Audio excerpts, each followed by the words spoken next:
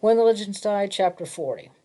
Looking forward to the wheelchair, to something beyond the imprisoning bed and the confines of the room, eased the next few days. Then the morning came when Mary Redmond triumphantly brought the chair and said he was going for a ride. She helped him out of bed, gentle as with a child, settled him in the chair, and took him down the long corridor to the sun porch, deserted at that time of day. She showed him how to manage the chair, and he wheeled himself up and down the room for 10 minutes, rested, and did it again. She said he learned faster than any other patient she had ever had. Finally, aching from the unaccustomed exercise, he let her take him back to his room. She helped him into bed and massaged his complaining unused muscles and told him again what a wonderful patient he was. It was easier the next morning, still easier the next. She exclaimed at his determination, his growing strength, and his quick skill with the chair. "You've still got a long way to go, but you just don't know what it is to give up, do you?" "I never did. Why should I start now?" She laughed. "I suppose you've always been this way, tough and determined, but you would have to be. Takes courage and determination to ride a bucking horse, doesn't it?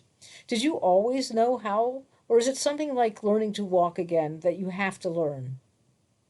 He was resting between sessions with the chair. "Look," he said, "broncs are mean. They're outlaws. You either learn how to ride or you get hurt. I learned by riding broncs." "Oh, didn't you ever have a pet bronc, or as you call 'em?"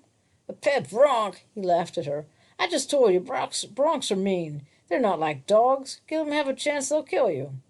"I had a dog once. I was just a little girl, and it followed me home, and I had it all afternoon and wanted to keep it and take care of it. But my mother said it was just a dirty mongrel, and when my father came home, he called the dog warden to come and take it away. I cried all night."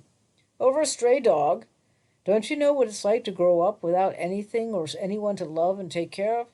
"No, I guess not. I guess only girls feel that way." "Didn't you ever have another dog?" She shook her head.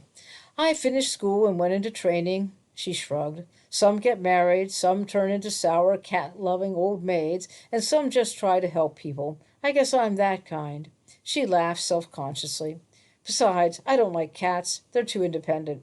He wheeled the chair away, down the room, and resumed his exercise. He was going to walk out of here, and he wasn't going to wait too long. He wheeled himself up and down the room, making plans.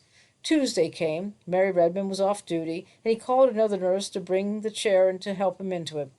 They went to the sunroom, and he dismissed her, said he would be all right alone.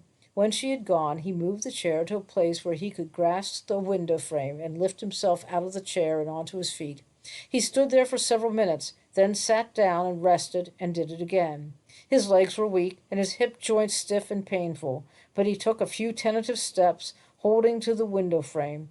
He rested again, then made his way with holding steps halfway down the room and back. He almost fell twice, but caught himself holding to the window frames. Then he returned to the chair, sweating with the effort, and was staring out the window when the nurse returned. The next morning he managed a dozen steps without holding on to anything, balancing carefully on his weak legs. He could walk again. Mary Redmond came back after her days off and said, "You look pleased with life today, Chief, as though something nice happening." "I'm getting well." "Oh, of course you are." She gave him a frowning look and started making his bed. "You begin to get well and you get impatient. You feel better and you think you're all well, even though you're not." "I'm going to walk again," he said, "and ride again." "Not right away. You will need taking care of for a while, even after you leave here. You know that, don't you?" He didn't answer, and she asked, "Was Dr. Ferguson in to see you yesterday?" "No." "I thought maybe he said you could try the walker in another week or so." She finished the chores and left, and came back half an hour later with the chair. "Now you go for your ride, your daily dozen." She helped him into the chair, even more solicitous than usual. They went to the sun porch. She sat and waited while he wheeled the chair to the end of the room and back. She wanted to talk, but he shook his head. "Just leave me alone a while. I'll be all right. Go give somebody an enema or a massage or something." Reluctantly she left him. As soon as she was gone, he got out of the chair, walked carefully down the room and back. He rested for a few minutes, then walked again. He was halfway down the room, taking his third walk, when Mary Redmond came back. "What are you doing?" she exclaimed, running toward him. "I'm walking." "You can't. You're not supposed to leave the chair." She tried to take his arm. He shrugged her off, almost lost his careful balance, caught himself, and slowly walked back to the chair. She hovered beside him, wanting to take his arm, but afraid he would lose his balance and fall if she tried. He reached the chair and let himself down into it. "You mustn't do that. You mustn't." "I did it." "You," she said severely, "are going right back to your room. You're not ready to walk. You're still weak. Suppose you'd fallen." "I'd have picked myself up." She angrily piloted the chair back down the corridor and ordered him into bed. "Who do you think you are, ordering me around?" he demanded.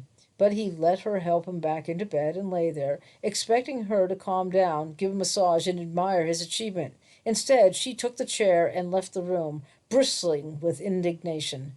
15 minutes later, she was back with Dr. Ferguson. They came in, and the surgeon looked at Tom, appraising. "So," he said gruffly, "you pulled a Lazarus." Then he smiled. "Knowing you, I'm not surprised." "But he isn't." Mary Redmond was starting to speak, then bit her lips as Dr. Ferguson glanced at her with a frown. He looked at Tom again. "All right, let's see you do it again. Think you can get out of bed and walk over to the window?" Tom threw back the covers and carefully moved his legs over the edge of the bed. Mary Redmond hurried toward him, but Dr. Ferguson waved her away. "Let him do it alone." To Tom, he said, "Go ahead. If you've done any damage to those bones, a few more steps won't make it any worse."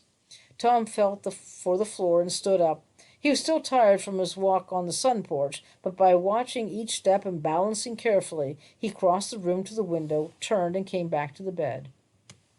His forehead was beaded with sweat from the effort, but there was both triumph and defiance in his eyes. Dr. Ferguson nodded.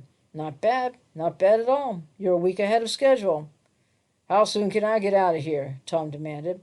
"That depends.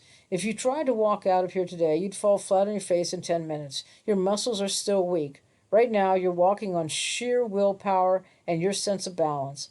But you are walking, no question about that." He considered.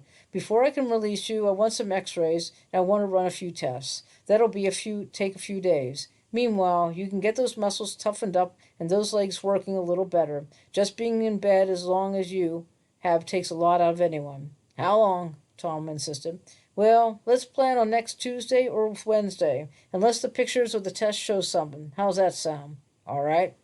"After you leave here, though, you'll have to take it easy for a while. You're not well yet.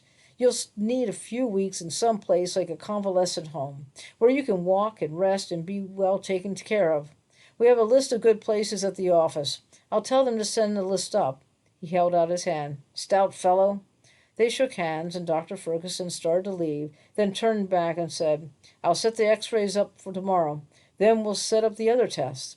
Mary Redmond was still there after the surgeon left. She looked at Tom almost accusingly, seemed about to say something. Then she changed her mind and left him alone. He lay back in bed. Every muscle in his body seemed to scream as the tensions began to let down.